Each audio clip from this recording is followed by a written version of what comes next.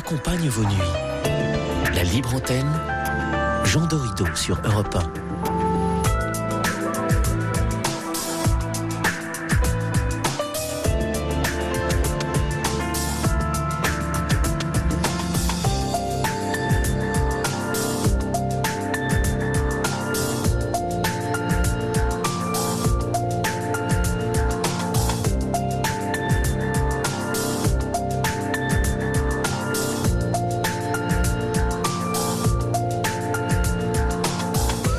Bonsoir à toutes et à tous, bienvenue sur la libre antenne d'Europe 1. Je suis heureux de vous retrouver pour ces 2 heures de direct. Nous sommes ensemble jusqu'à 1h du matin. Benjamin et Corentin attendent vos appels au 39 21. Appelez-nous et profitez de cet espace de libre antenne pour aborder tous les sujets qui vous touchent ou vous préoccupent. Ce matin, nous avons appris sur les ondes que l'industriel Monsanto vient d'être condamné à verser 289 millions de dollars à un jardinier américain. Ce monsieur gravement malade accuse la firme américaine de ne pas avoir dit la vérité sur la dangerosité des désherbants qu'elle commercialise.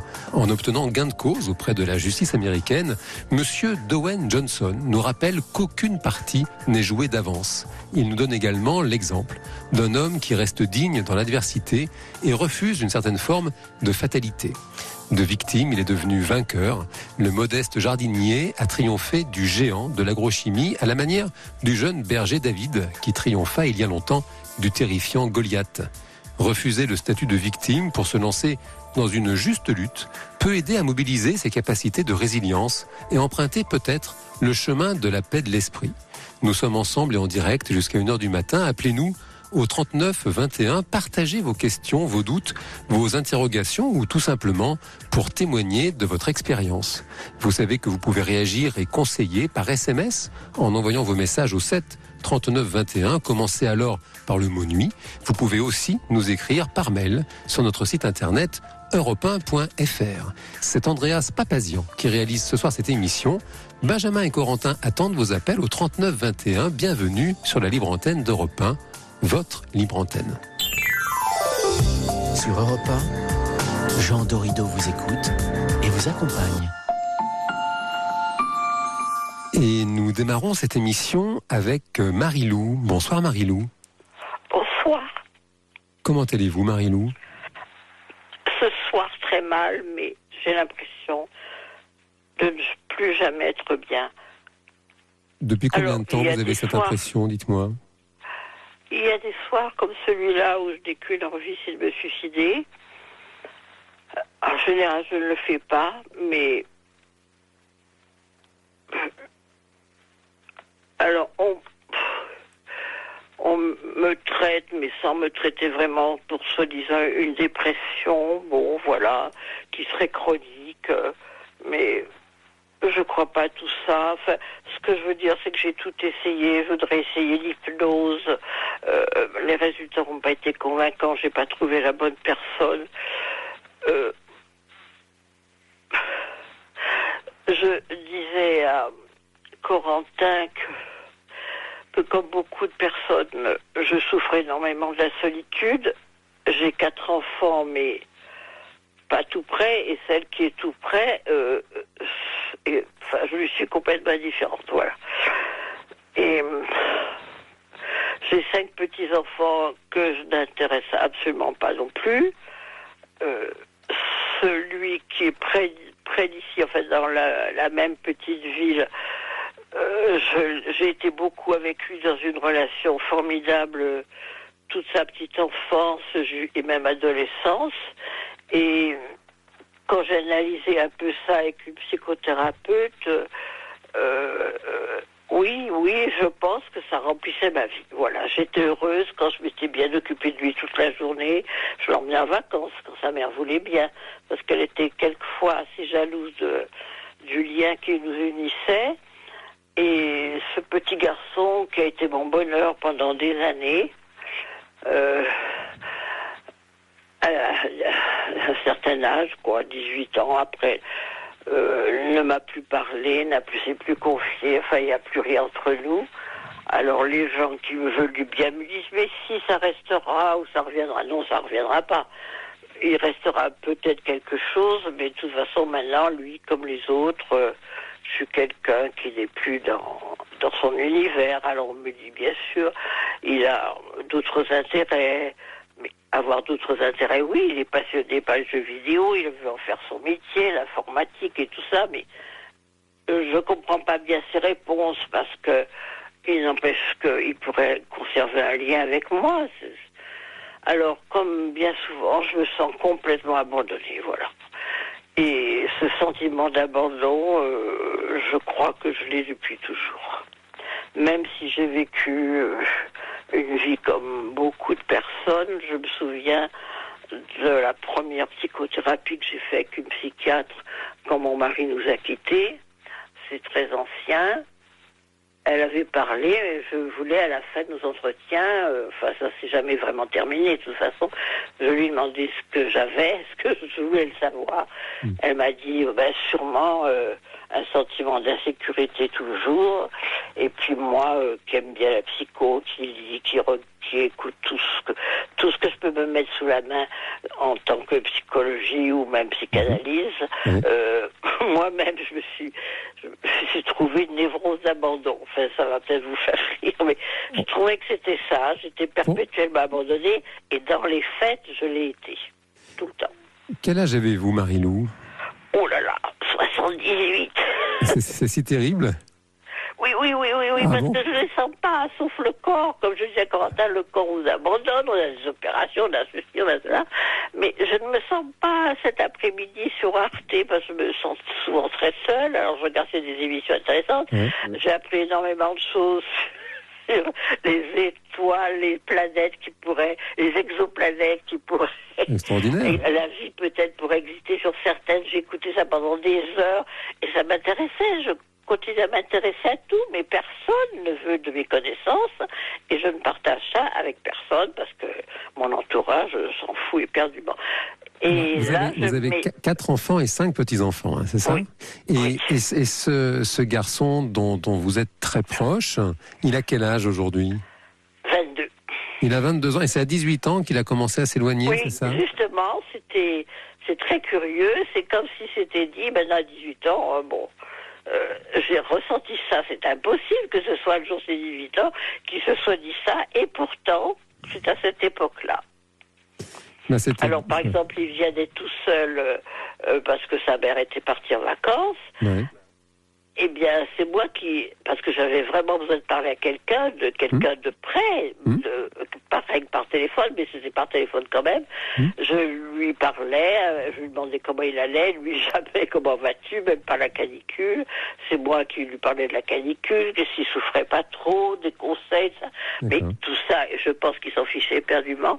Mais il me répondait quand même. Mais il n'a pas fait un geste vers moi, ou n'a pas dit je pourrais faire des courses pour toi. Rien. Vous auriez aimé qu'il vous propose un petit fil ténu que j'essayais de... Ouais. Vous auriez aimé qu'il vous propose ça, peut-être? Ah ben ça, oui. Et toutefois, là, de ce que je comprends, Marie-Lou, vous êtes en relation avec ce garçon. Vous l'appelez, il répond, vous discutez ensemble. Mais c'est toujours sous des prétextes un peu... On n'a plus de... Si, quelquefois, là, il m'a montré les derniers CD qu'il venait de s'acheter, toujours par correspondance. Il m'a fait écouter des petits morceaux de musique. Je lui dis, fais-moi écouter des choses que je pourrais aimer. Parce que moi, je suis une fervente admiratrice de la musique classique, donc évidemment, c'est pas son style. Mais il a bien voulu me faire écouter quelques notes. Et puis, il me montre son dernier jeu vidéo, dire c'est là-dedans qu'il veut se lancer. Parce qu'il fait de l'informatique. Et... voilà, j'essaie de m'intéresser. Alors, quelquefois, il y a de l'humour dans l'air quand je lui demande de m'expliquer quelque chose. En informatique, il me répond, mais je le prends pas mal, il me répond, c'est pas la peine, tu comprendras rien.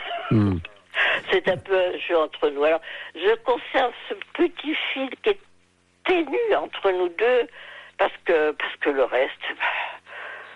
Et... Les 4 autres, vous n'avez pas une relation de la même qualité avec les 4 autres? Je les vois jamais. Ah oui. Enfin, quand on dit jamais, ça veut dire presque jamais.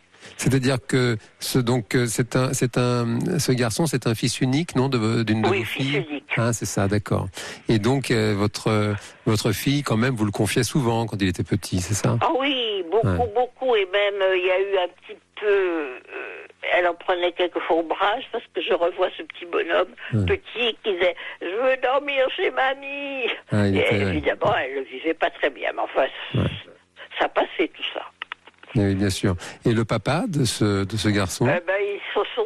Ils se sont séparés quand ce petit garçon avait 4-5 ans. D'accord, il était vraiment très jeune, quoi. Ouais. Oui. Et oui, bien sûr, vous avez créé une relation très très forte. Et là, je ne sais pas ce que vous en pensez, Marie-Lou, de cette paire de lunettes sur la situation que je vous propose. C'est que là, il est dans une période encore un peu adolescente, même si sur le papier il est majeur.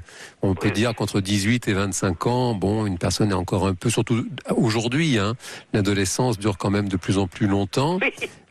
Et donc il est dans une période encore un peu d'adolescence. Si je comprends bien, il fait des études, et c'est sûr que c'est une période un peu ingrate pour l'entourage. Oui. Et ça, c'est dur. Une chose étonnante, c'est qu'il n'était pas en très bon terme avec sa mère pendant des années. Et c'est quand ce lien a cessé entre nous, pas tout de suite, mais j'ai remarqué quelques temps après qu'il est très très proche de sa mère, chose qui n'a jamais été avant. Ils sont maintenant très, on dirait même, vous savez, comme on dit une mère et sa fille, mais enfin là c'est un fils fusionnel, enfin il a besoin d'elle à 22 ans, il la recherche, enfin c'est très très curieux. Ouais. C'est très curieux. Ouais. C'est-à-dire que c'est-à-dire qu'il s'est un petit peu éloigné de vous. Si je comprends bien, à 22 ans, il redécouvre un peu sa mère, quoi. Oui, voilà. Ils sont très complices, très très complices, alors que quand même, il n'y a que moi qui m'intéresse un peu à ces jeux, qui essaye de comprendre, d'avoir quelques notions des jeux vidéo. Et l'informatique, même si je m'envoie sur les roses, mais enfin, ça me gêne pas. Et vous, Marie-Lou, avec votre fille, avec la maman de ce garçon, comment vous qualifieriez vos relations? Qui est près de chez moi géographiquement, mais avec laquelle je m'entends le moins. Ah oui, d'accord. Ouais. C'est comme ça. Ouais. C'est comme ça. Il y aurait de quoi en faire une autre émission. Parce que... En tout cas, j'entends que vous avez beaucoup d'humour. Ça fait du bien. Depuis toujours, elle vous reproche tout, d'accord. Tout est de ma faute. D'accord. Voilà. Dans la fratrie, là, dans vos 4 enfants, elle se situe comment? L'aîné. Ah, c'est l'aîné. Et quand son père est parti en nous laissant tous les 5, on raconte quelquefois que l'aîné des enfants soutient la mère, etc. Enfin, dans tout cas, ça n'a pas été le cas. Non. Tout le monde a bien régressé, enfin surtout elle. Enfin, j'ai jamais senti ça de la part de mes enfants. Ou alors c'est dans les téléfilms. Maman, on va t'aider, maman, on va te soutenir. Ouais. J'ai jamais eu tout ça. Pas la moindre. Et le papa est parti, c'est-à-dire, qu'est-ce qui s'est passé avec votre époux? Un jour, il nous a laissés en plan, tous les 5, et il est parti, c'est d'une banalité incroyable, avec sa secrétaire. Il est parti avec sa secrétaire, d'accord. Ouais. Mais ça n'a pas duré très longtemps, puisqu'un jour, on m'a appelé, on avait besoin de son numéro de sécurité sociale, c'est très curieux, parce que la femme avec laquelle il était parti, ça m'a beaucoup turlupilé. Elle s'était jetée par la fenêtre d'un hôtel. Ah oui. Et après, il a eu des mots assez bizarres. Il m'a dit, oui, je rends toutes les femmes folles. Ah oui. Peut-être. Elle s'est jetée par la fenêtre, c'était grave? Qu'est-ce que je veux dire? Après, j'ai pas de support. Vous ne savez pas si ça a été... Traumatisé quand même. D'accord. Et ça n'est pas avec celle-là que ça a duré. Ça a été avec une autre qui était sale. Il a repris des gérances d'hôtels ou de restaurants qui marchaient jamais. Et il s'est mis avec la cuisinière de ces restaurants. Chose très curieuse, parce que ses enfants, qu'il voyait un petit peu, de temps en temps, ils allaient chez lui quand même. Il paraît qu'il y avait des scènes absolument terribles, et elle se jetait, encore une folle, elle se jetait en haut des escaliers, et en arrivant en bas, elle était complètement cassée, et elle était hospitalisée, etc. Plusieurs fois, ils ont vu ça.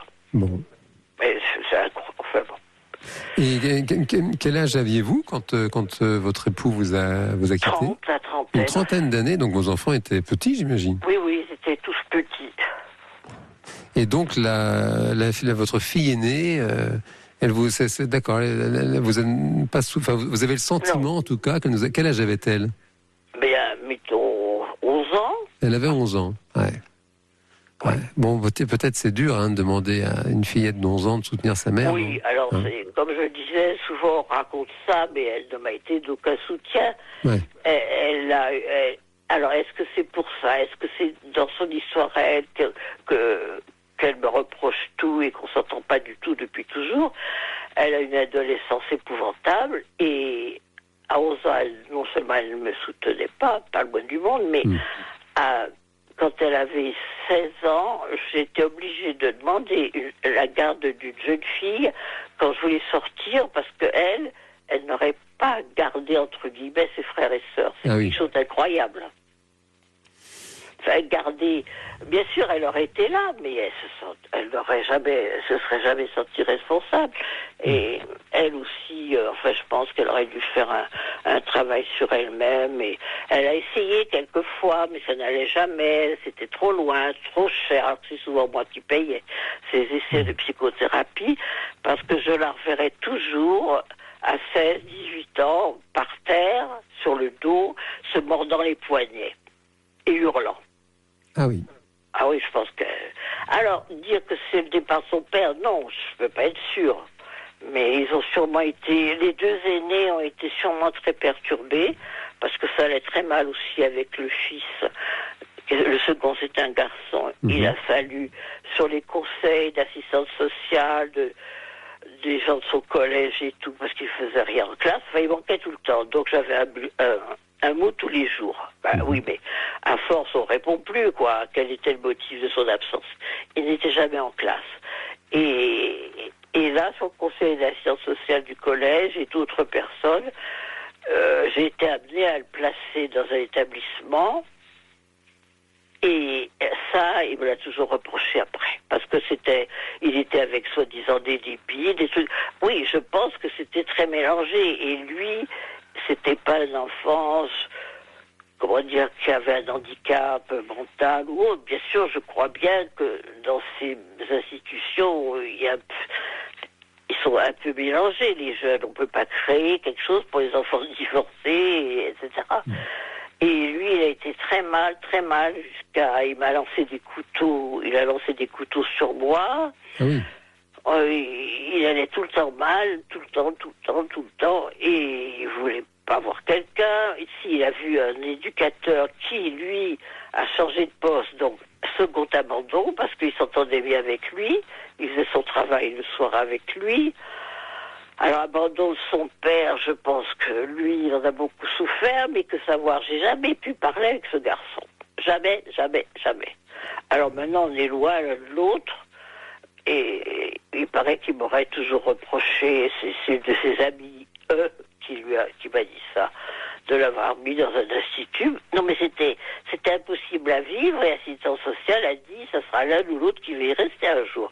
Parce que le couteau, il a... C'est-à-dire que si je comprends bien, Marie-Lou, en fait, votre fils, l'aîné de vos fils, il a été placé à un moment, c'est ça? Oui. Les services sociaux... Le seul garçon. Le seul garçon, d'accord. Donc votre seul fils, donc à un moment, donc il y avait de la violence, il lançait des couteaux sur vous, et donc il y a une assistante sociale qui a décidé donc de le placer pour vous protéger, vous le protéger lui aussi. Voilà. Ça va mal finir, quoi. Et donc ça, si je comprends bien, vous avez le sentiment que peut-être il conserve une certaine rancœur de ce placement. Oui. Quel âge avait-il? Alors, s'il est énervé, mettons, ça a été entre 8 ans, ça allait encore, c'est un peu plus tard, il n'allait plus.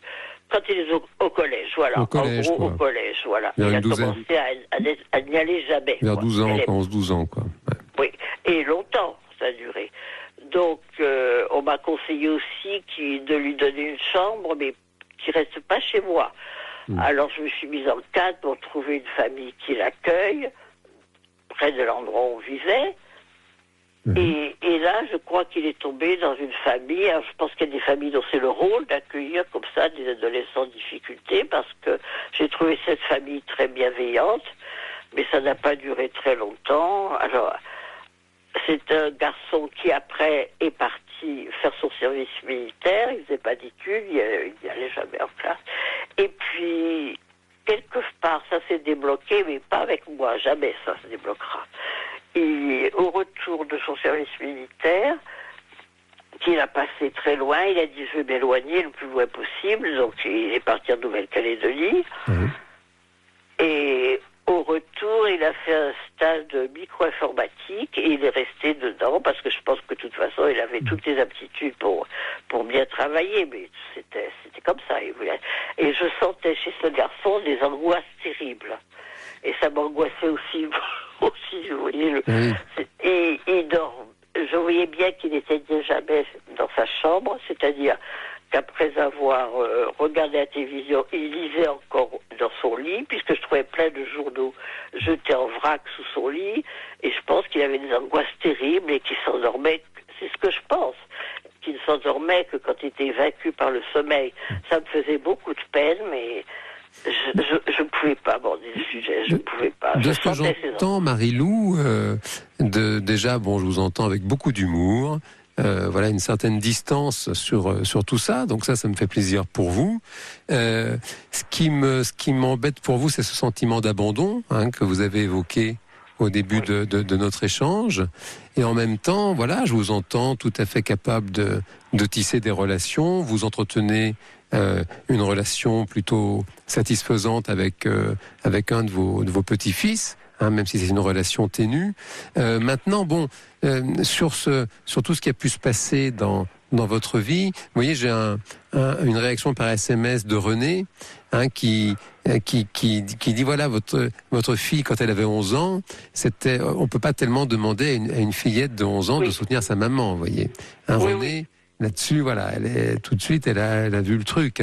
Oui, je m'en rends compte, bien sûr. Oui. Donc, si vous voulez, ça arrive peut-être, je sais pas, mais c'est plutôt. C'est-à-dire que là, de ce que j'entends, Marie-Lou, bon, il s'est passé ce qui s'est passé. Il y a un climat de violence dans toute cette histoire que je vous entends exposer.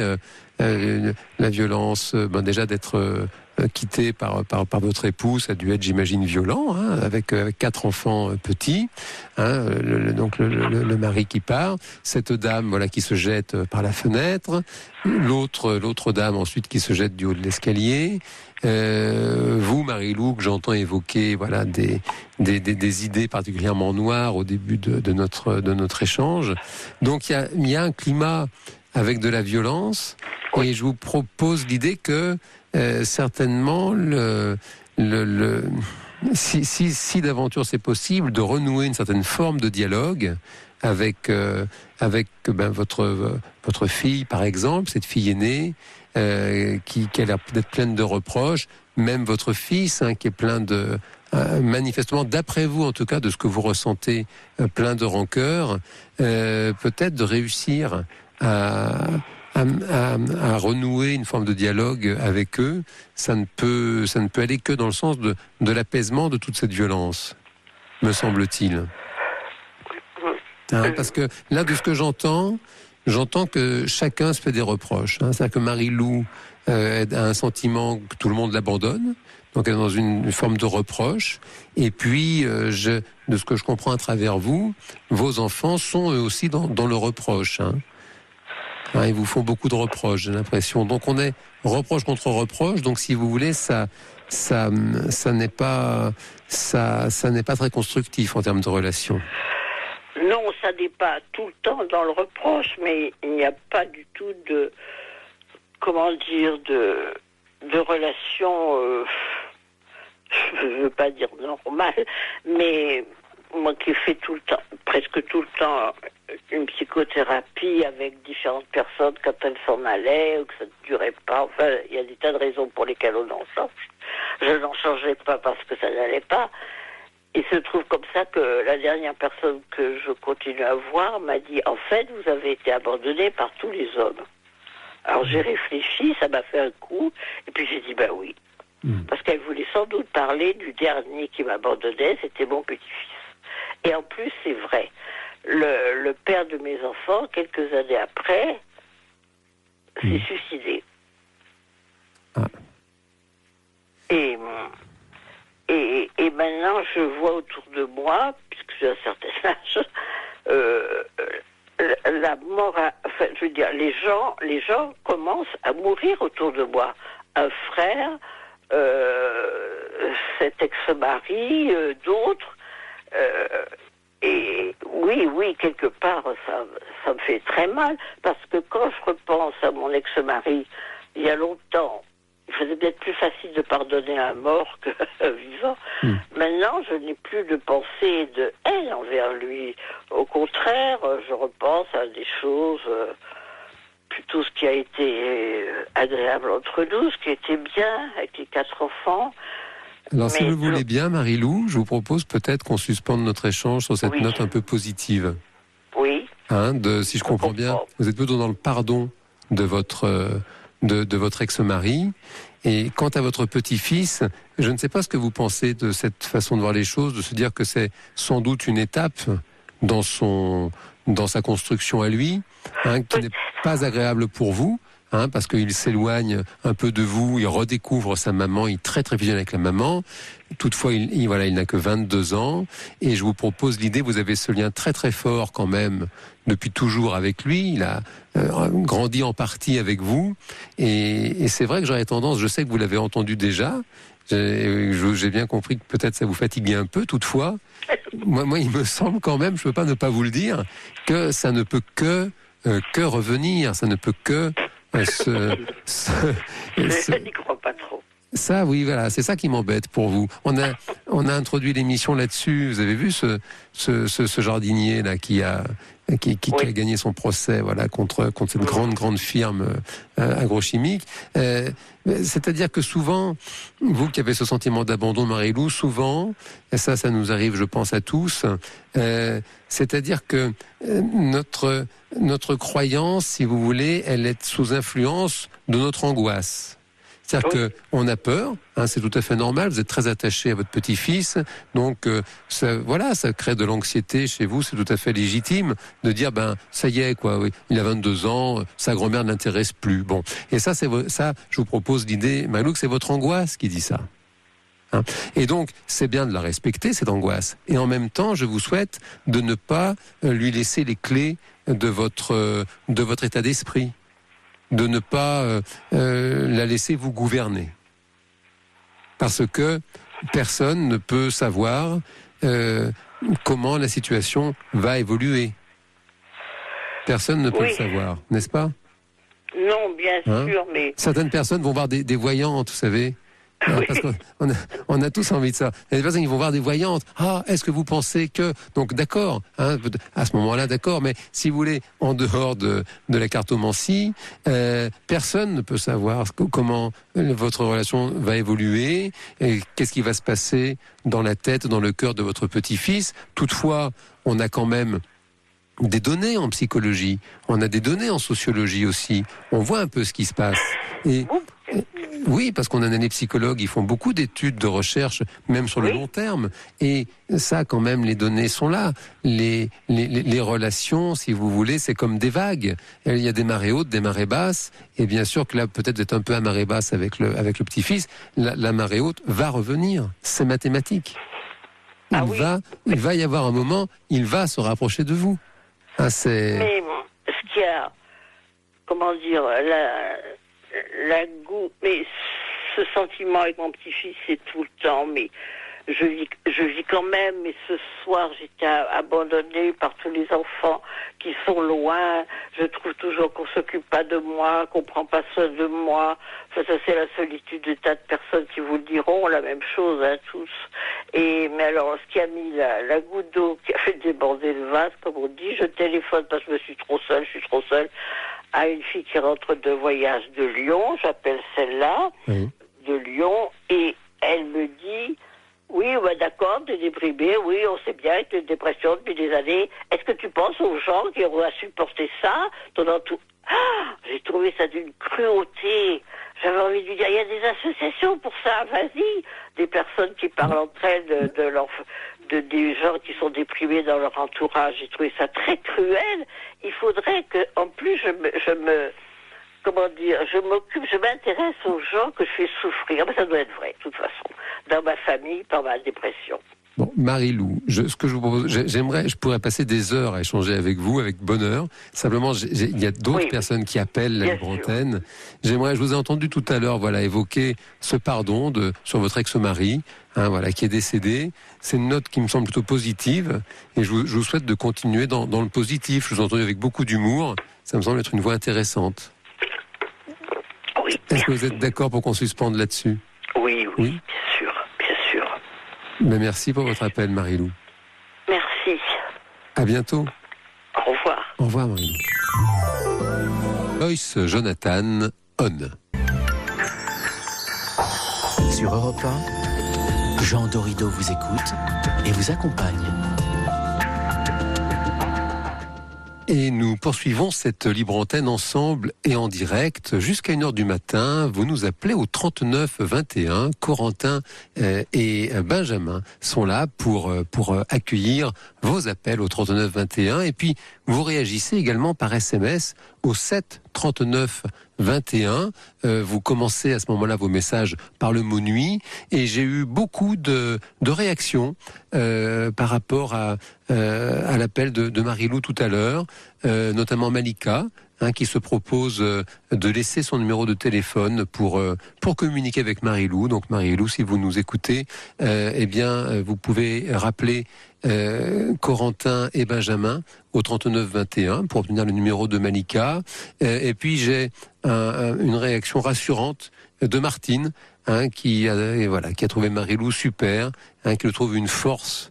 Une force extraordinaire, et qui a une analyse qui dit le petit-fils, c'est l'âge qui veut ça.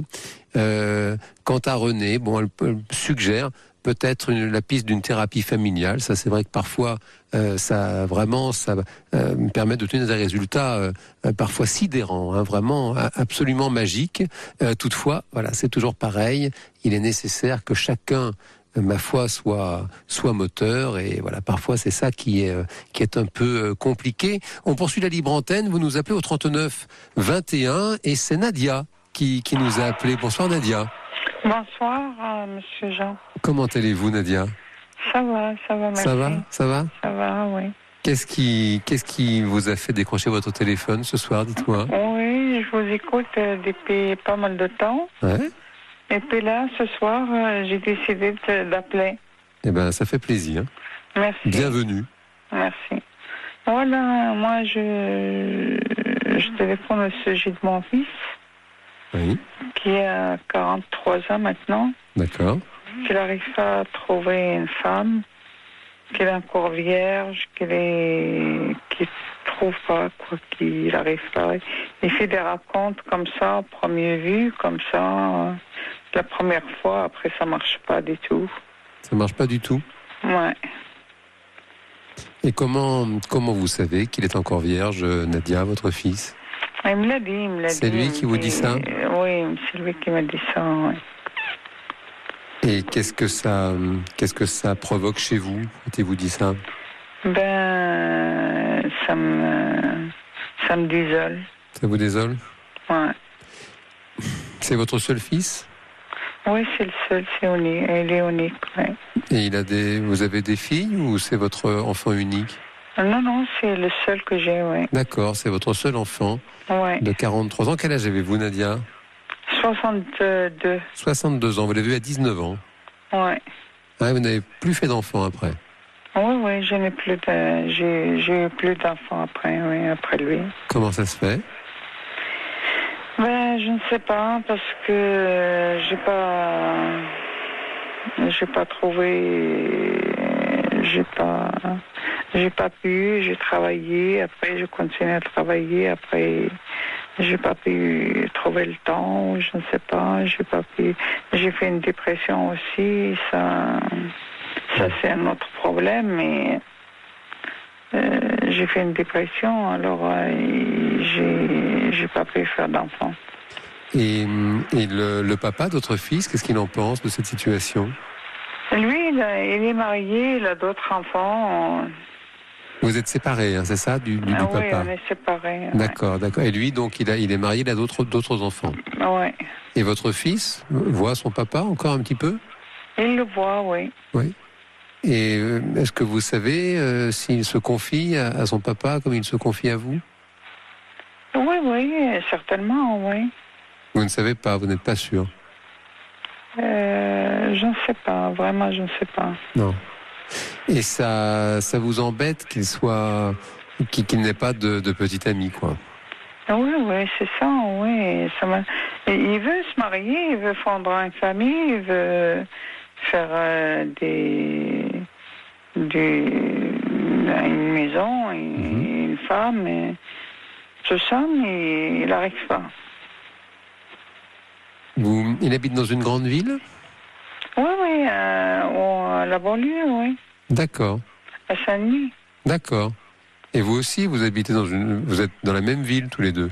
Moi, à Paris. D'accord, d'accord. Et il cherche et il trouve pas. Et quelle est votre analyse de la situation? Comment vous expliquez ça, vous? J'explique ça, je ne sais pas, c'est le malchance ou bien qui trouve pas parce qu'elle est un peu compliquée ou difficile un peu, je ne sais pas.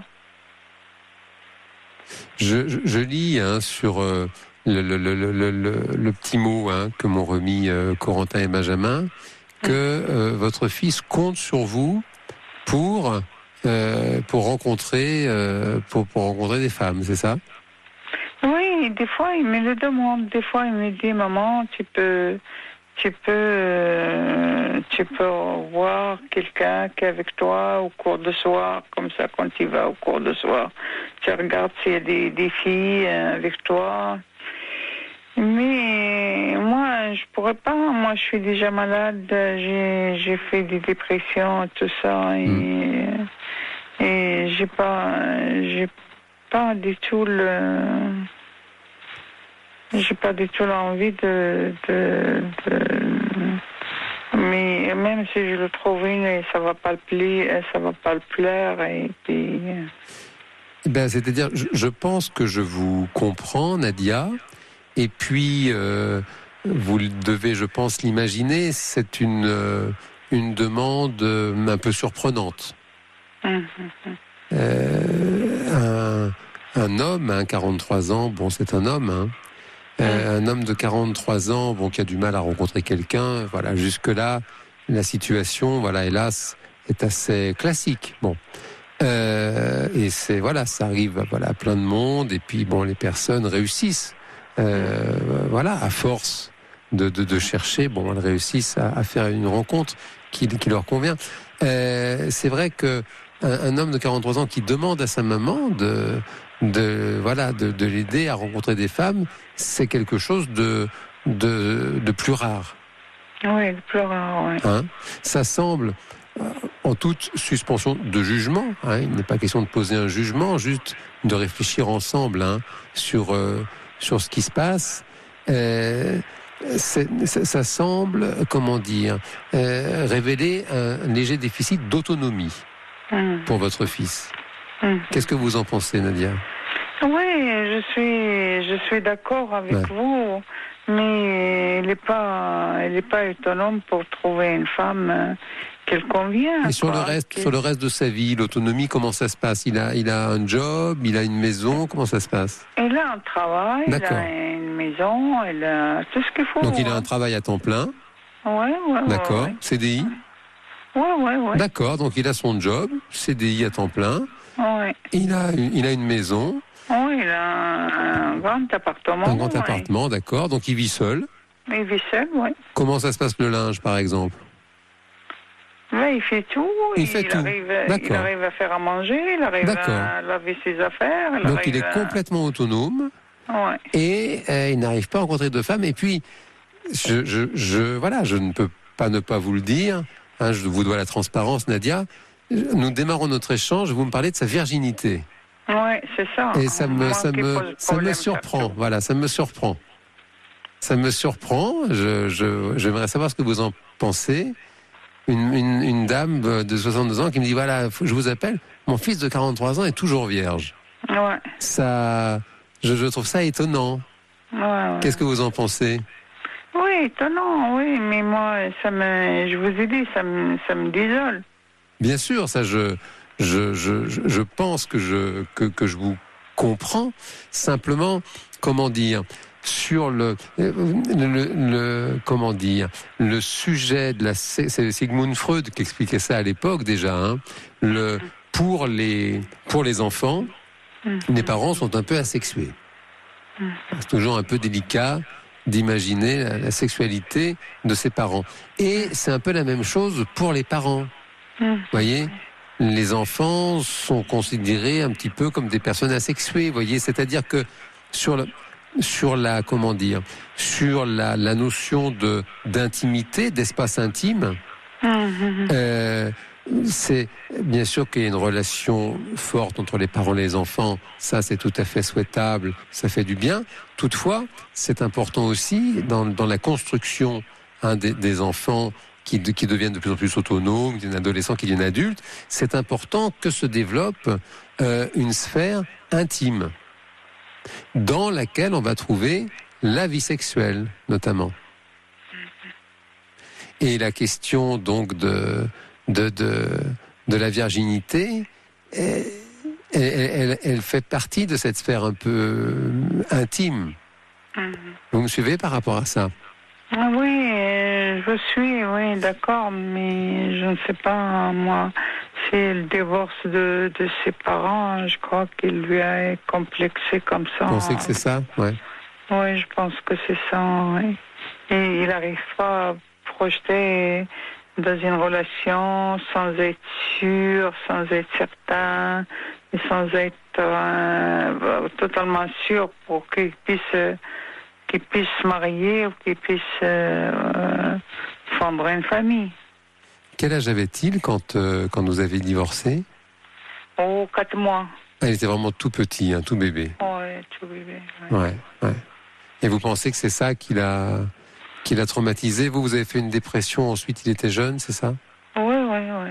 Ouais. Oui, il y a des années, oui. Et qu'est-ce que vous aimeriez qu'il se passe? Vous aimeriez qu'il rencontre quelqu'un? En même temps, vous ne vous sentez pas de lui organiser des rencontres, c'est ça? Oui, bien sûr. Moi, j'aimerais bien qu'il rencontre quelqu'un et qu'il trouve la personne qui va vivre avec. Mais qu'est-ce que vous voulez? Moi, j'arrive pas à trouver. C'est pas moi qui cherche. Hein. C'est à lui de chercher. Hein.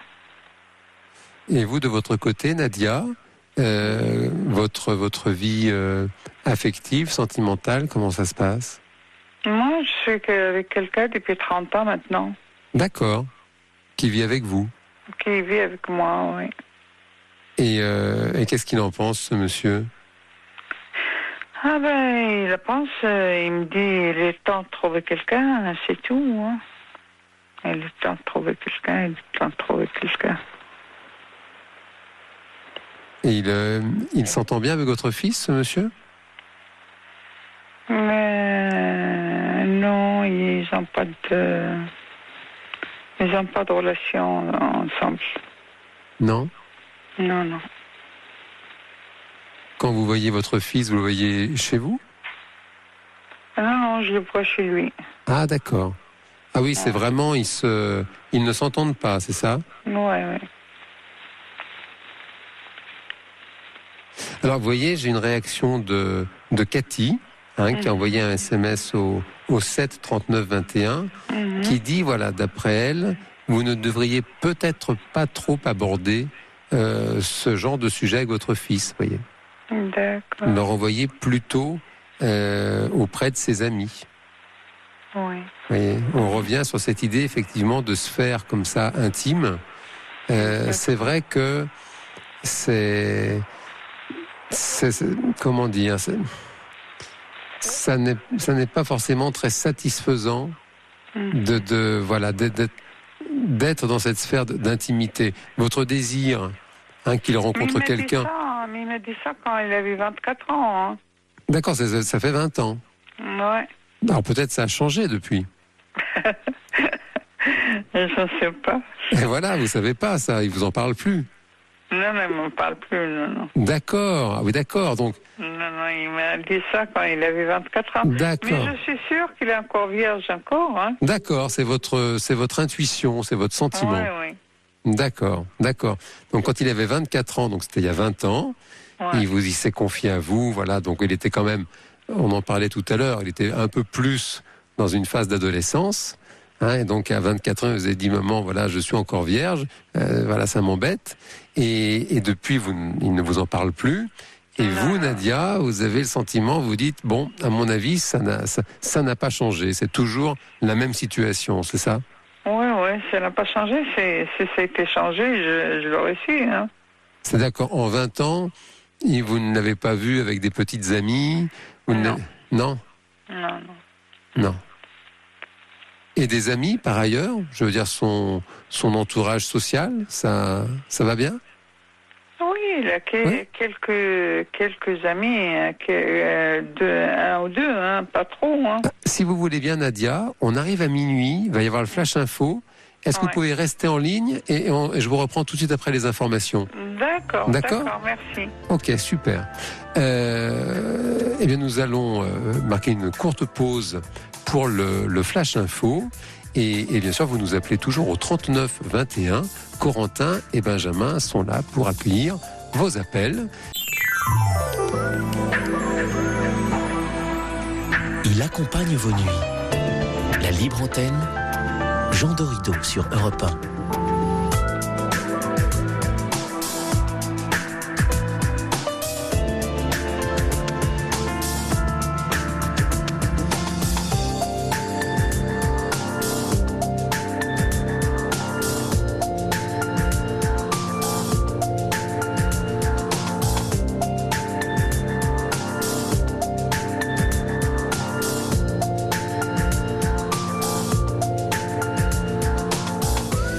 Nous sommes ensemble et en direct sur la libre antenne d'Europe 1 jusqu'à 1h du matin.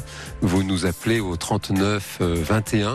Corentin et Benjamin sont là qui vous accueillent avec toute leur bienveillance et vous réagissez par SMS pour nous faire part de vos réflexions, de vos conseils bienveillants et éclairants. Vous envoyez pour cela vos messages au 7 39 21 en commençant vos textos par le mot nuit. Nous avions Nadia tout à l'heure en ligne. Vous êtes toujours là, Nadia? Oui, je suis toujours là. Et Nadia, on est resté donc sur votre fils qui a 43 ans, qui est célibataire. Et il vous avait fait part, voilà, lorsqu'il avait 24 ans, du fait qu'il était vierge. Vous pensez que c'est toujours le cas. Il formule le désir, il aimerait trouver une femme, voilà, fonder un foyer. Et vous voyez qu'il reste seul. Et ça en est à un point qu'il vous demande de l'aider, voilà, de lui présenter des personnes que vous rencontrez au cours du soir. Et vous ne vous sentez pas de faire ça finalement. Hein. Oui, c'est ça, oui. Oui, c'est ça, exactement ça. Et puis, moi, je pourrais pas lui trouver une femme, c'est pas possible. Ce que je lui dis, est-ce qu'on peut partir au Maroc et puis trouver une femme là-bas et puis te marier et puis on reste là, quoi. Et c'est bon. Mais il me dit non, je ne peux pas, non, il faut que je trouve ici, il faut ça. Après, il me dit non, je veux aller au Maroc et je vais me marier là-bas. Je ne sais pas, et vraiment, je ne sais pas quoi faire avec lui. Alors, bon, il y a René qui se demande si peut-être il aurait peur symboliquement, finalement, de vous quitter, de quitter sa maman, quoi. Non, il n'a jamais vécu avec moi. Hein.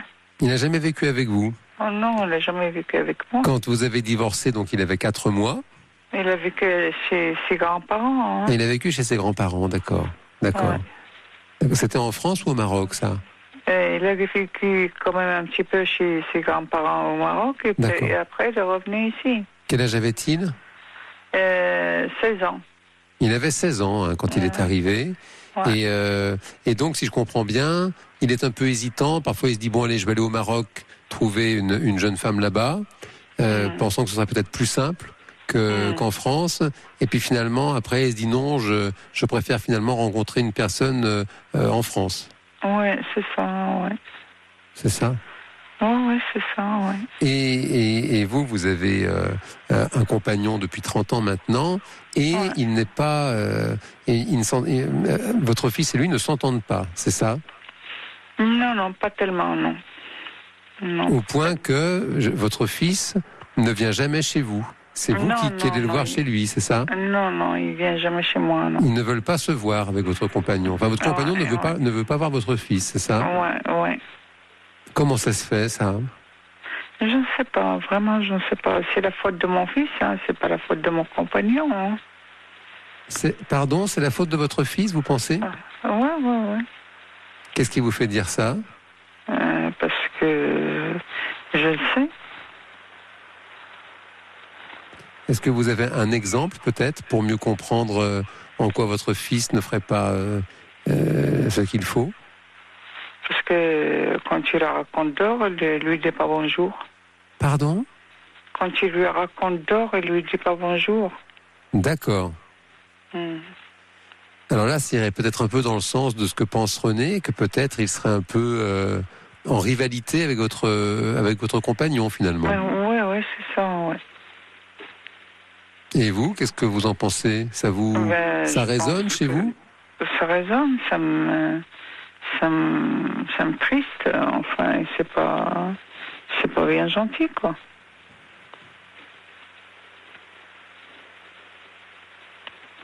Et on parlait des amis de votre fils tout à l'heure, avant les informations. Il est entouré, il a des amis de son travail ou par ailleurs? Il a quelques collègues, mais des amis, il en a un ou deux, hein, c'est tout. Hein. Un ou deux amis. Pas beaucoup d'amis, pas beaucoup de sorties, pas beaucoup de... Il va, par exemple, il va jamais en discothèque. Oui, voilà, j'ai une réaction par SMS de Jean-Claude, qui dit qu'effectivement, il existe des clubs de célibataires. Ce qu'on entend souvent aussi à la libre antenne, c'est des témoignages autour des sites de rencontres. Aujourd'hui, il y a beaucoup de sites de rencontres qui permettent quand même d'aider à se rencontrer. Vous savez, s'il explore un peu ces possibilités? Oui, mais je ne sais pas, ça n'a pas marché non plus, je ne sais rien. Peut-être sur Internet, elle regarde un petit peu, mais je ne sais pas, ça n'aboutit à rien. Je ne sais rien ce qu'il fait, hein. Il est chez lui tout seul. Hein. Et alors, j'ai un auditeur ou une auditrice qui réagit par SMS et qui s'interroge sur ce que vous pensez de l'orientation sexuelle de votre fils. C'est-à-dire? Est-ce que vous êtes sûr qu'il est attiré par les femmes? Est-ce que peut-être il ne préférerait pas les garçons? Non, je suis sûre qu'il est attiré par les femmes. Hein. Si. Qu'est-ce qui vous fait dire ça? Si, parce qu'il est croyant, et puis il fait sa prière, et puis... Alors, vous savez que ça arrive dans toutes les traditions, des personnes qui sont très croyantes et qui pour autant, vous savez, l'orientation sexuelle ne se décide pas, qui ont une orientation sexuelle qui va vers l'homosexualité, pas l'hétérosexualité. Ce sont des choses qui arrivent. Comment est-ce que vous réagiriez si c'était le cas, Nadia? Oh là là, mais enfin, si c'était le cas, il quand même restera mon fils. Pardon? Si c'était le cas, il restera mon fils quand même. Bon, ça fait du bien à entendre. Et vous avez évoqué le sujet là pour le coup. Voilà, est-ce que vous avez déjà évoqué en douceur cette possibilité ou jamais? Non, jamais. Jamais? Jamais. Vous, si je comprends bien, vous aimeriez malgré tout l'aider à votre façon, quoi. Oui, j'aimerais bien, à ma façon, moi, de le ramener, de le marier, et puis Ici, j'en trouve pas. Ici, c'est pas possible. Comment vous voulez que je trouve? Moi, je sors pas. Je vais ni l'un ni l'autre. Je vais au jardin, c'est tout, pour prendre l'air. Après, je rentre chez moi. Non, là, de toute façon, Nadia, c'est ce qu'on évoquait tout à l'heure sur la question de l'intimité. Ça n'est pas votre rôle de maman. Fût-ce une maman très aimante, ça n'est pas votre rôle de présenter des femmes à votre fils. Là, c'est à lui de faire cette démarche. Là, quand je vous entends le décrire, il est tout à fait autonome. Il a un travail, il a un appartement. Il est complètement autonome. Il est socialement, manifestement, il a des amis. Donc, il est tout à fait apte à créer du lien social. J'entends qu'il est dans ce désir de rencontrer une femme. C'est vrai que ça semble étonnant qu'à 43 ans, ça ne soit pas encore fait. Ouais. C'est vrai, c'est étonnant. Oui, c'est étonnant. Donc, tout en respectant encore une fois sa sphère d'intimité, c'est vrai que peut-être vous pouvez en douceur peut-être aborder le sujet avec lui. Oui, essayer. Surtout que lui, quand il vous demande de lui présenter des femmes, c'était pas il y a 20 ans, c'est assez récent, si je comprends bien. C'est récent, oui, c'est récent. Et tout le temps, c'était comme ça. Tout le temps, depuis qu'il avait 20 ans. Donc, manifestement, c'est un sujet qui revient entre vous. Donc, je pense que ça pourrait être bien que vous tentiez de mieux comprendre ce qui se passe. D'accord. Moi, il me semble, de le mettre à l'aise, ce que vous avez évoqué tout à l'heure sur l'orientation sexuelle, par exemple. Vous voyez, ne serait-ce que lui dire, tu sais, moi, ça ne changera rien. Si tu as une autre orientation, c'est pas un problème. Ça peut, quelle que soit son orientation sexuelle, ça ne peut que le mettre à l'aise, de toute façon. Oui, moi, je peux rien. C'est les homos, ça me laisse pas indifférent. Oui, j'entends bien que ça vous préoccupe. Oui, en quelque sorte, oui. C'est ça.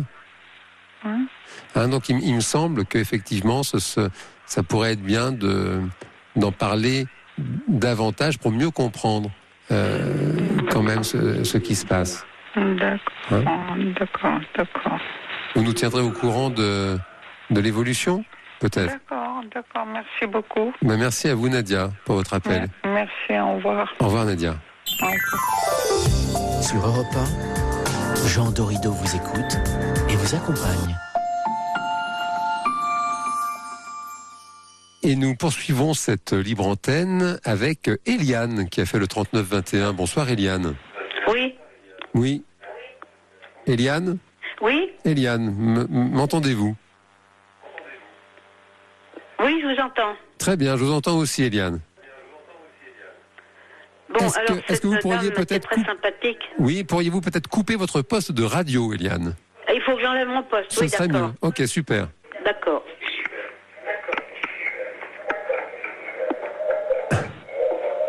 Alors Eliane est partie. Bon, est-ce que je peux augmenter le son chez moi maintenant ? Alors non, ce serait mieux de couper le poste de radio, Eliane. J'ai coupé le poste de radio, mais j'ai pas beaucoup de son chez moi. Alors peut-être augmenter le son de votre téléphone, alors à ce moment-là, effectivement. Non, on va essayer de s'arranger. Bon, alors je voulais intervenir parce que je vais vous dire une chose. À l'accent de la dame et à son prénom, j'avais deviné que c'était une maghrébine. Oui. Or, chez ces personnes-là, je connais bien le problème parce que j'ai une amie handicapée qui habite Paris et qui a des employés de maison. Et elle a justement une employée qui s'appelle Nadia, qui est marocaine. D'accord. Et c'est une femme qui est très intelligente, comme cette dame d'ailleurs, elle paraît très charmante. Mais qu'est-ce que vous voulez, ces gens-là sont très différents de nous. Moi, je les aime beaucoup parce que je suis à moitié orientale par mon père, je suis à moitié iranienne. Donc, le Maghreb, c'est l'antichambre de l'Orient. Donc, ces gens-là, ils ont des coutumes. Et voyez-vous, c'est peut-être une chose ancestrale. Automatiquement, il s'est penché vers sa mère parce que chez ces personnes-là, en général, c'est les parents qui amènent les fiancés ou les fiancés eux. C'est-à-dire un petit peu comme on faisait. Comme chez nous autrefois. Un petit peu voilà, comme on fait depuis toujours à l'époque des rois, des reines. Voilà, ça c'est un petit peu toujours fait, effectivement. Oui, maintenant, ce garçon, on ne sait pas comment est-il. Est-ce qu'il est timide? Est-ce qu'il est complexé? Est-ce que dans le milieu où il travaille, est-ce qu'il est dans un bureau? Est-ce qu'il est dans le commerce? On ne sait rien de lui. On ne sait pas, c'est ça, exactement. Eh oui. Vous comprenez? Et en général, les gens, même aujourd'hui où on tape facilement sur Internet, très souvent, on trouve un garçon ou une fille dans son travail. Oui, alors bon, il y a des statistiques qui existent là-dessus, Eliane. C'est vrai que le travail, ça reste un lieu, un lieu de rencontre important. Maintenant, c'est vrai que les personnes qui ne rencontrent pas l'âme sœur durant leurs études et qui ne la rencontrent pas non plus au travail, eh bien, c'est vrai que ça peut être difficile, même dans les grandes villes. Par exemple, est-ce qu'il fait du sport? Il pourrait se mettre dans un club de sport. Là, il rencontrera des gens automatiquement. On est à une époque où les gens se parlent de moins en moins. Il y a une communication qui devient très difficile à cause de tous ces appareils, mais il y a quand même des possibilités qu'on n'avait pas autrefois. Comme vous disiez tout à l'heure très justement, il y a des clubs, on peut faire des rencontres quand on fait du sport, on peut voyager, on peut faire des tas de choses qu'on ne pouvait pas faire autrefois. Effectivement, écoutez Eliane, je pense que ça ouvre des pistes, me semble-t-il, tout ça. C'est malheureux pour ce garçon, si ça se trouve, il est très gentil. Bah oui, il n'y a pas de raison, bien sûr. Il doit avoir quand même des problèmes, puisqu'il ne s'entend pas avec son beau-père. Pourquoi il ne s'entend pas avec son beau-père? Ça, l'histoire ne le dit pas. En même temps, Nadia n'a pas pu le formuler. Non, et non. Ça, on ne saura pas. Maintenant, oui, je retiens qu'effectivement, oui, c'est ce que disait un auditeur par SMS tout à l'heure, les clubs, vous avez raison, les clubs de sport, les sites de rencontres. Maintenant, effectivement, on ne sait pas si ce garçon peut être très timide, et vous le savez bien, on ne peut travailler qu'avec la personne qui appelle.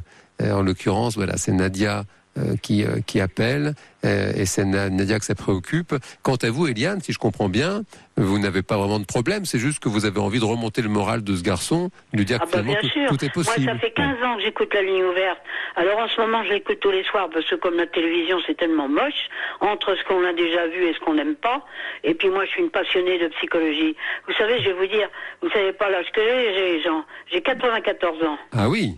Oui. Bah, écoutez, félicitations. Je peux ouvrir un cabinet de psychologie, croyez-moi. Mais écoutez, on a besoin de psychologues dans ce pays, donc pourquoi pas, tout est possible. Vous avez raison, peut-être une nouvelle étape professionnelle alors. Non? Allô? Oui.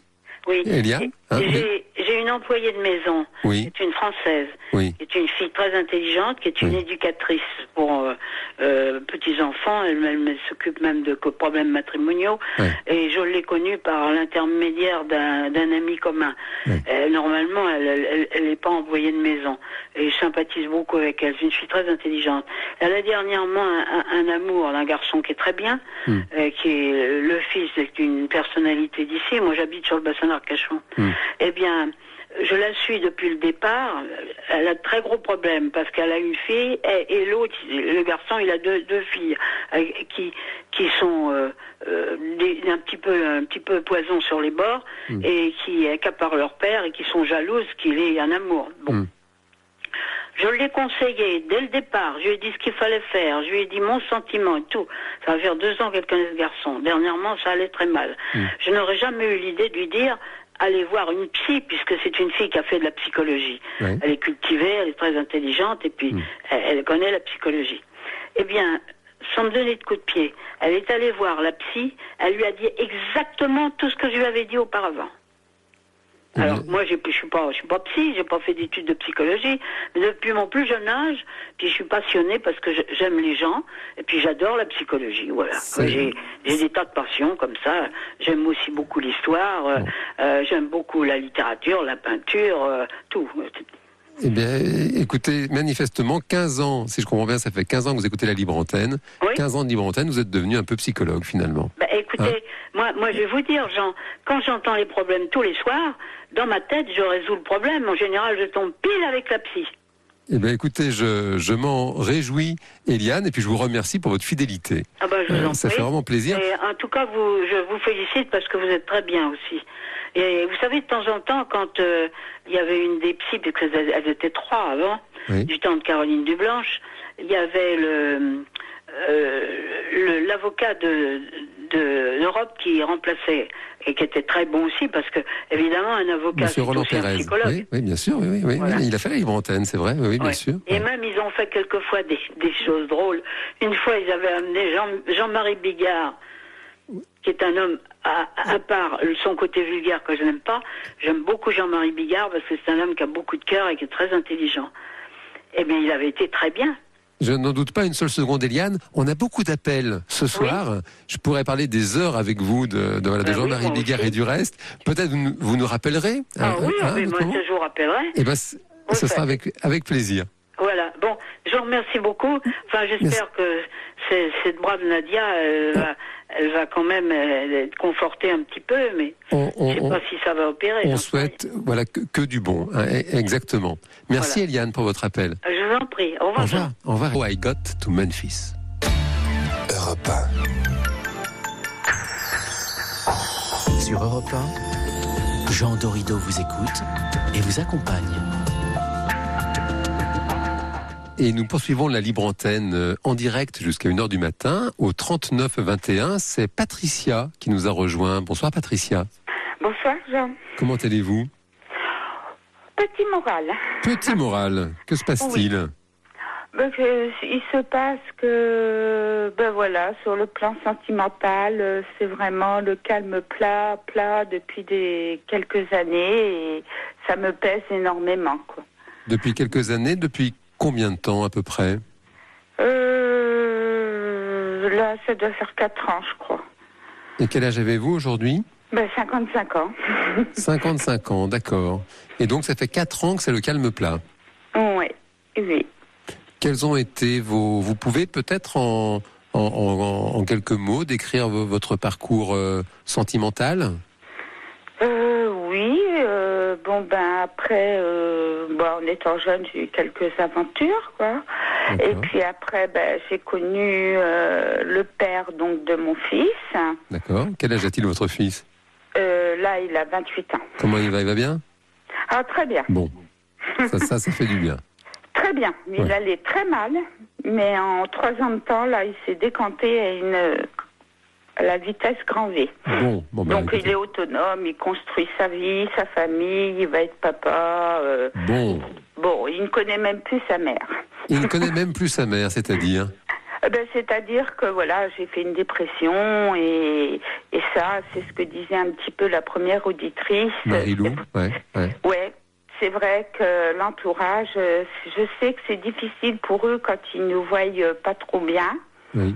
Alors donc, je pense que ils m'évitent un peu et puis quand le peu que je peux les voir, je porte le masque, quoi. J'ai pas de dialogue avec lui par rapport à ça, quoi. C'est-à-dire que vous ne vous autorisez pas à lui faire part de... Si, j'ai tenté, mais il ne veut rien entendre. Il ne veut pas l'entendre, d'accord. Oui. Vous avez le sentiment que c'est trop difficile à entendre pour lui, c'est ça? Oui. Ouais. C'était quand cette dépression pour vous, Patricia? Eh bien, moi j'ai fait une grosse dépression en 88. Il y a 30 ans, d'accord. Oui, et puis je me suis soignée et tout, et après j'ai réussi à reprendre mon travail, pourtant j'étais descendue très très bas. Ça a mis un peu de temps, mais voilà, quoi, je me suis battue. D'ailleurs, dans beaucoup de choses dans ma vie. Et puis je travaillais en milieu hospitalier, et puis sur la fin de ma carrière, j'en pouvais plus, quoi. J'ai fait un burn-out. Donc là, au jour d'aujourd'hui, je ne travaille plus. Là, vous ne travaillez plus. Vous êtes arrêté pour des raisons thérapeutiques? Là, du coup, comme j'étais soignante, ils n'avaient pas de poste à me proposer. D'accord. Donc, ils m'ont mis en retraite. D'accord. Oui, c'est un statut un peu particulier à le milieu hospitalier. Hein. C'est la fonction publique hospitalière. Oui. Hein, oui. C'est à part. Il y a la fonction publique d'État, la fonction publique territoriale, et puis la fonction publique hospitalière. Voilà. Hein, ouais. Moi, j'étais resté sur l'idée que c'était pour les femmes qui avaient 3 enfants et qui avaient travaillé 15 ans, qui était possible. Ah oui, moi j'ai fait 30 ans. Et vous avez fait 30 ans, vous? Oui, c'est vrai. Oui. Ah oui. 17 ans, je faisais mon école et puis 18 ans, j'étais au travail. Donc ça y est, donc vous avez rempli le... Pas tout à fait, j'ai arrêté un petit peu avant l'âge légal, mais bon, après voilà, je me suis beaucoup investie dans mon travail. Bon, je faisais mon travail très consciencieusement, ce qui me demandait beaucoup d'énergie, et puis après des conflits, quoi, avec les collègues... Il a fallu gérer tout ça. J'ai élevé mon fils seul, parce que j'ai quitté le papa. Mon fils avait 3 ans. Ah oui, d'accord. Donc, il ne participait pas du tout au niveau éducatif ni financièrement. Ni financièrement, d'accord. Oui. J'ai fait tout le nécessaire, mais bon, voilà, quoi. C'était comme ça. Donc, il a bien fallu que je m'accroche pour le travail, quoi. Bien sûr. Oui. Parce que l'hôpital, c'est bien. Avant, on avait la sécurité de l'emploi, mais après, on peut pas partir comme ça quand on n'a pas de personne derrière pour assurer un moment délicat, quoi. Bien sûr. Donc...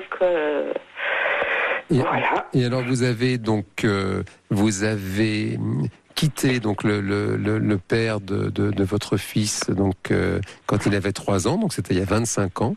Oui. Oui, parce que il m'a menacé avec un grand couteau et il m'a frappé donc une fois mais pas 2. Ah oui, je crois que oui, effectivement vous avez été bien inspiré. Et comment ça s'est passé votre vie sentimentale alors ensuite? Après, pendant 15 ans, je me suis dévouée à mon fils, mon boulot. D'accord. Et mon père était malade. Je me suis occupée de mes parents. Après, il est décédé. Je me suis occupée de ma mère. Et puis, je me suis aussi oubliée dans la vie, quoi. Puis, arrivé un moment, je me suis dit, mon fils, comment était, avait sa petite copine. Puis, moi, je me suis dit, tiens, je vais essayer par Internet. D'accord. J'étais pas très chaude, j'avoue, parce que, c'est un petit peu une loterie. C'est une loterie, ouais. Ouais, moi, je considère ça comme ça, parce que bien souvent, vous savez, les rencontres... le soir, il faut que vous soyez dans le lit de la personne. Alors moi, je ne suis pas du tout ce genre de personne. C'est-à-dire il faut coucher. Le premier soir, tout de suite. Oui. Moi, j'ai fait 3 rendez-vous. Voilà, quoi, c'était ça. Vous avez commencé les sites de rencontres il y a 10 ans, si j'ai bien calculé, à peu près. Oui. C'est ça? Bon. Et, d'accord, votre expérience, vous, c'est que vraiment, il y a... Les personnes que vous rencontrez sont très très pressées de coucher avec vous. Voilà, oui, il n'y a même pas le temps de se connaître, voilà quoi. Donc moi, ce que je souhaitais, c'était reconstruire une vie avec quelqu'un, une vie sérieuse, solide, voilà quoi. Alors, vous avez commencé les sites de rencontres il y a 10 ans. Je vous entends me dire que c'est le calme plat depuis 4 ans. Ça veut dire qu'il y a peut-être eu une belle histoire entre les deux. Il y a eu une histoire de 6 ans. D'accord. Qui, entre lui et moi, c'était parfait. Mais il avait 4 enfants et dès qu'il y avait ses enfants, c'était un papa très fusionnel. Moi, je n'existais plus, quoi. Quel âge ont ces enfants? Ils étaient grands.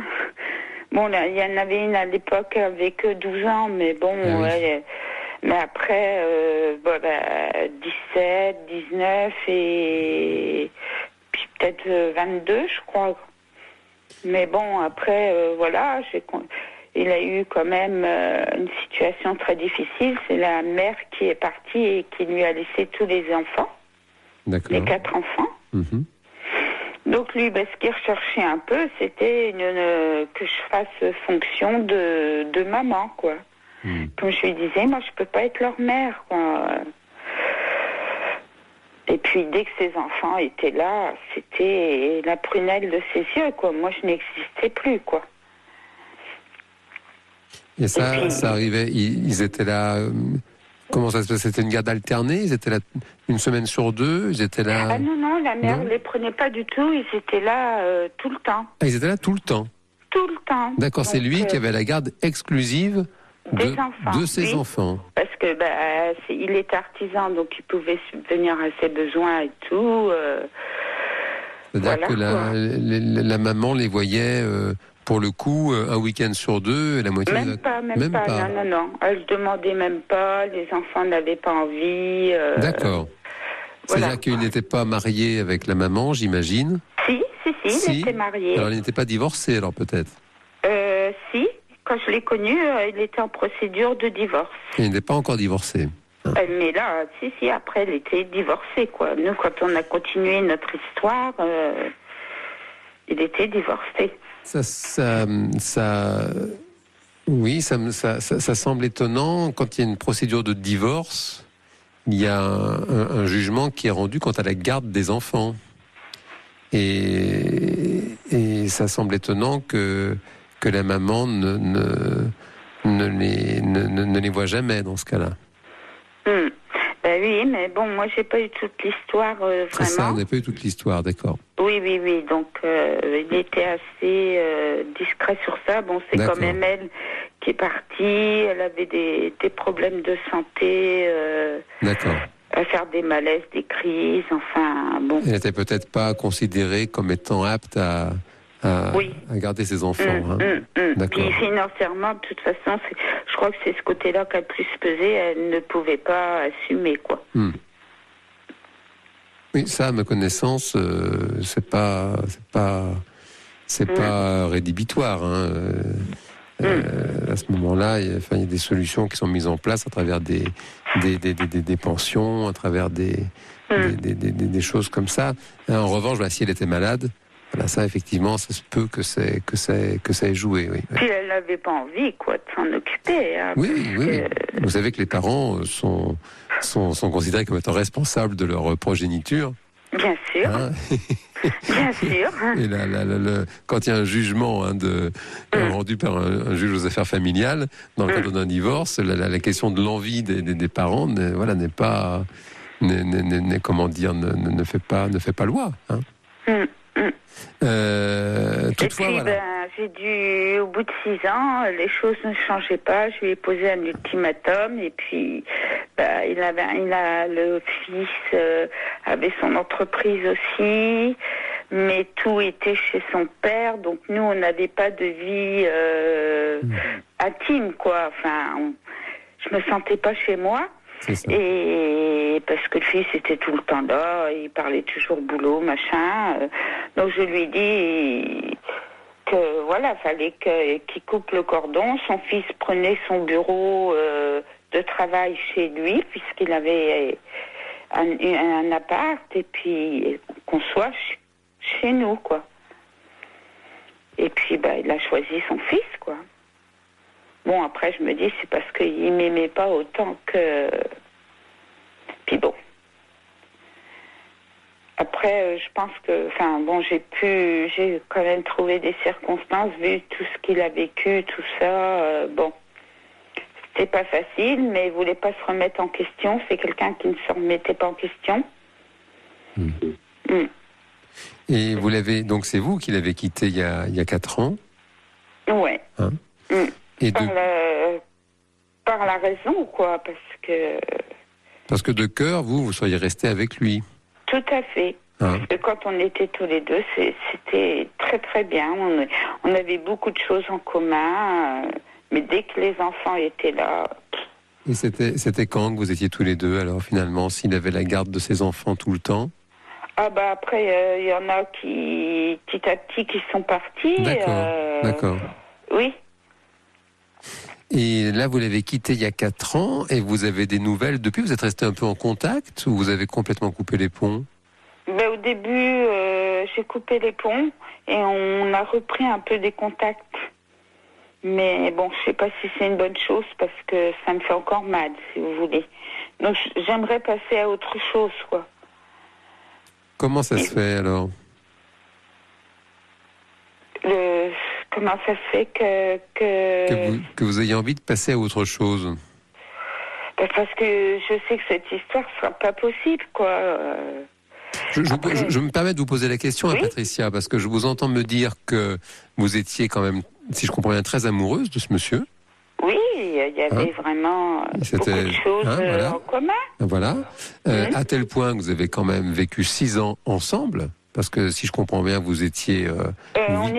On était chacun chez nous, D'accord. mais on avait 150 km de différence. Mais moi, j'étais le plus souvent possible chez lui. D'accord. Vous faisiez les 150 km pour le oui. retrouver, d'accord. Oui.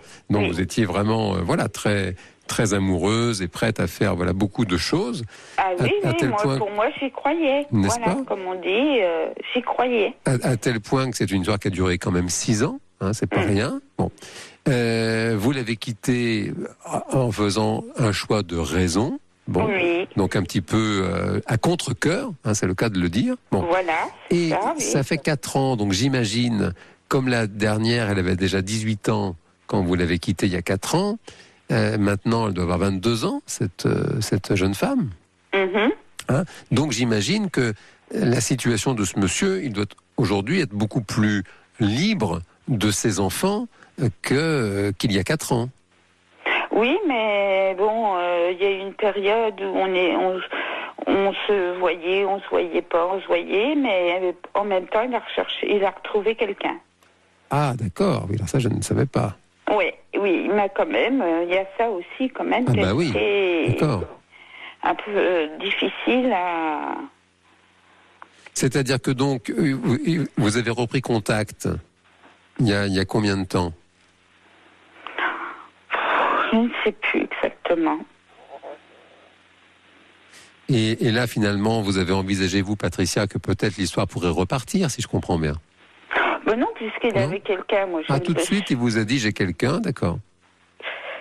C'est-à-dire, ça s'est fait d'une façon, je devais passer un examen, il devait m'accompagner, je voyais qu'il hésitait, on n'était plus ensemble, mais comme moi, je l'avais quand même accompagné pour diverses interventions, il m'avait dit, écoute, c'est normal, tu m'as aidé, c'est normal que je sois auprès de toi. Puis je voyais bien qu'il avait plus trop envie, il me donnait plus de nouvelles, et puis, au final, il est quand même venu, il m'a accompagné, mais je le sentais pas bien et tout, et puis, c'est là qu'il me l'a dit, quoi. D'accord. Donc là... Et oui, il vous l'a dit, d'après vous, il vous l'a dit pour mettre un terme à votre relation à vous deux, ou au contraire pour finir, il a présenté cette relation comment? Comme quelque chose de très solide, ou?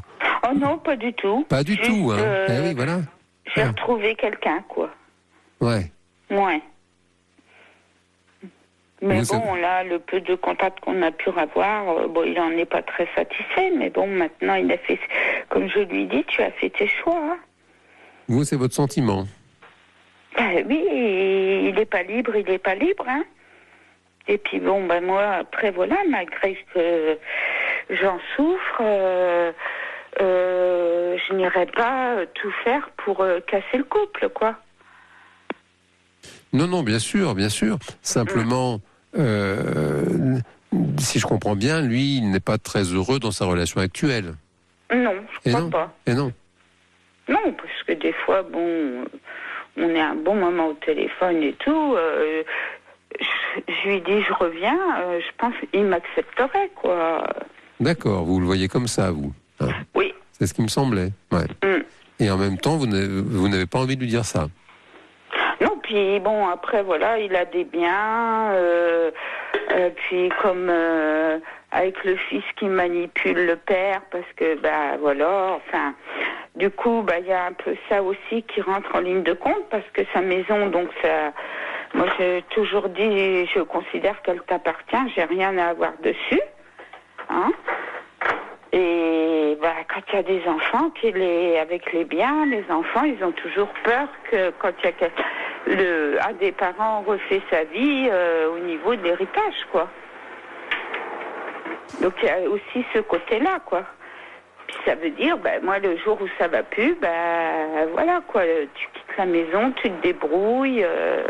Alors, là, il me semble, hein, Patricia, si on fait le point, qu'il y a différentes choses qui se mélangent, qui se confusionnent un peu. Parce que là, on évoque la question sentimentale. Ouais. Ensemble, hein. Et j'entends Patricia qui dit voilà, moi, quand même, j'ai un petit moral ce soir parce que ça fait quand même 4 ans que c'est le calme plat sentimentalement. Hein, bon. Je voudrais rebondir, quoi, passer à autre chose maintenant. Alors, ça, on peut l'explorer ensemble. Simplement, on passe un peu de temps sur cette relation parce que j'ai le sentiment qu'effectivement, vous-même, vous parlez de tourner la page, j'ai le sentiment, quand on échange là tous les deux, que cette page n'est pas tournée du tout pour le moment. C'est pas faux. Pas complètement. Merci de votre aide. Nous sommes bien d'accord. Je suis sincère. Bien sûr, oui, merci. Merci de l'être. Donc, et cette page n'est pas tournée parce que manifestement, vous avez encore des sentiments forts pour ce monsieur. Et il me semble que, quand je vous écoute, il me semble que ce monsieur a aussi des sentiments pour vous. Je pense. Voilà, donc et là, c'est la piste sentimentale. Bon. Et puis, là, je vous entends évoquer un autre sujet, c'est le sujet du matériel. Qui est autour des questions de, si je comprends bien, dire voilà, si moi finalement je quitte mon chez moi, je m'installe chez toi, et tu comprends, ta maison, tes enfants, peut-être qu'ils vont craindre pour la maison. Enfin, il y a quelque chose vraiment qui concerne le matériel, n'est-ce pas? Oui, parce qu'il y a eu une altercation avec une de ses filles qui a voulu me frapper aussi. Enfin, oui. Bon. Ça vous poursuit, décidément. Ah oui, Donc c'est pour ça que j'ai abordé ça aussi, quoi. Je veux dire, il y a diverses raisons aussi qui m'ont amené à prendre cette décision, quoi. Aussi. D'accord. La décision d'il y a 4 ans. Ouais, je crois. Je compte pas parce que voilà. Mais bon, maintenant, voilà, quoi, je vais être mamie, j'ai quand même envie de rester près de mon fils, profiter de mon petit-fils, mais en même temps, voilà, j'aimerais bien revivre une vie de couple, être à deux, quoi, parce que la solitude, c'est horrible, quoi. Donc si on fait le bilan de cette belle histoire, on peut dire que c'était une belle histoire, ces 6 ans quand même. Oui, mais bon, moi j'ai eu beaucoup de colère après, j'ai de déception,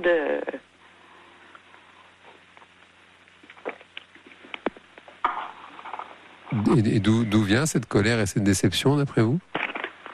Parce que moi j'y croyais. Je croyais que ça pouvait le faire, quoi.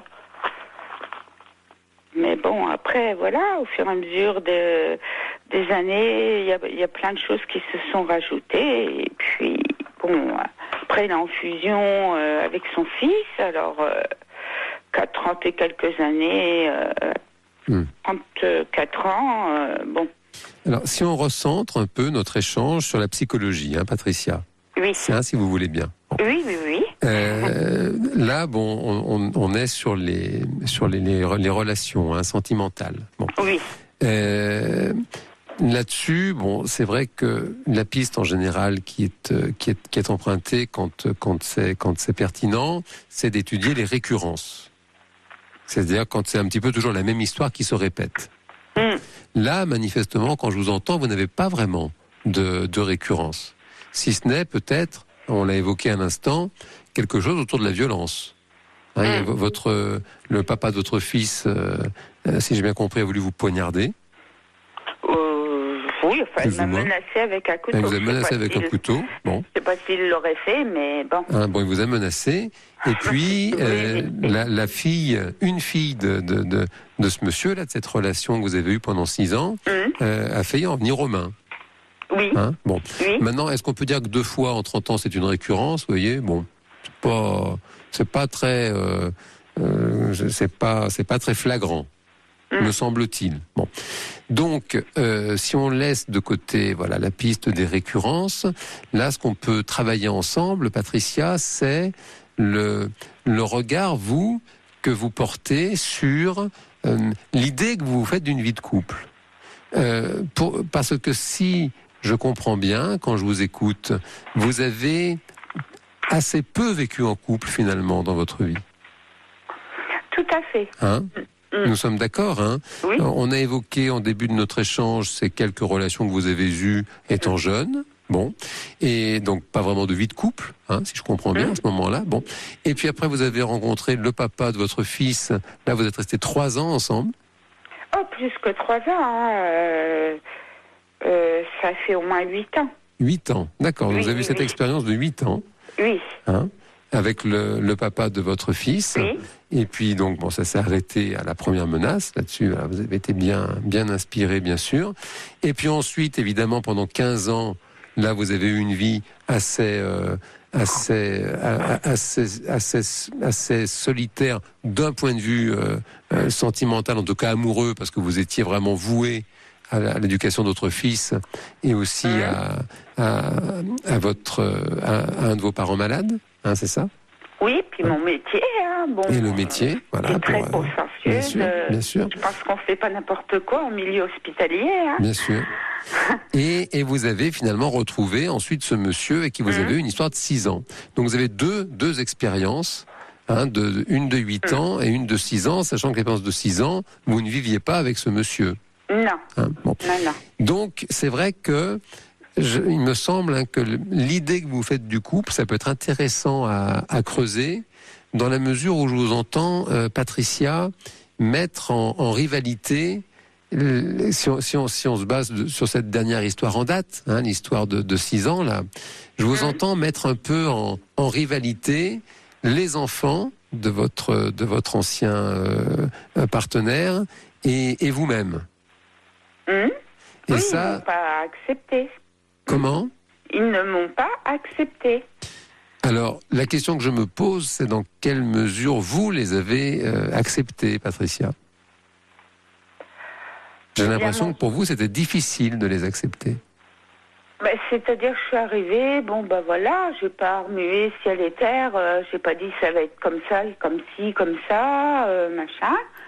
J'ai respecté comme c'était des ados, j'ai respecté leur chambre et tout. Je leur ai dit, moi, je n'interviens pas, ça vous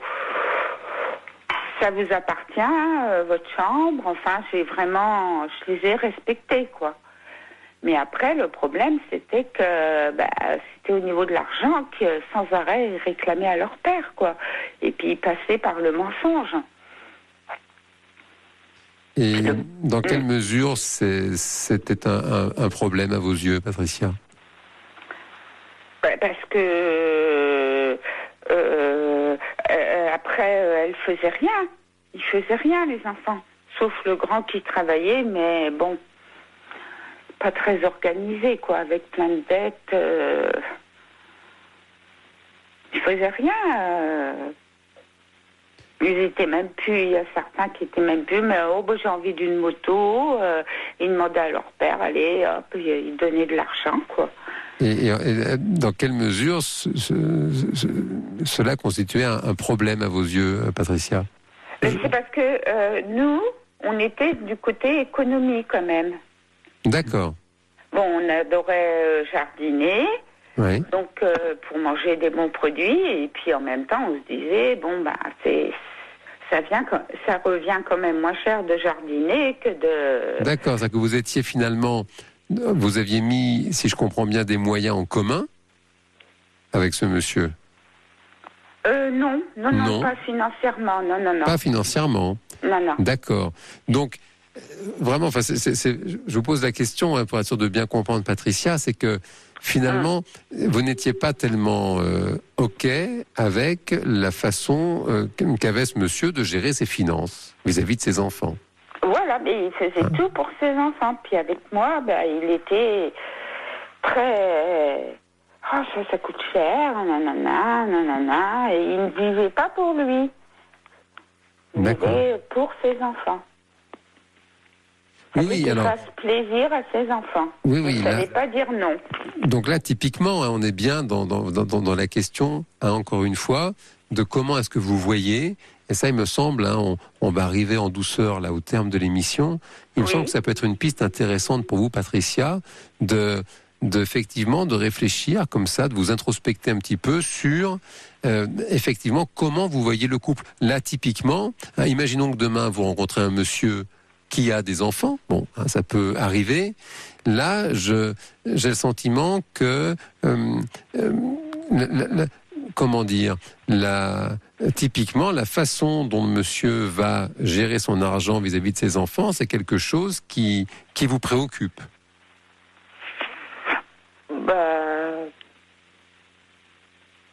Préoccupé, non, mais là c'était vraiment trop, quoi.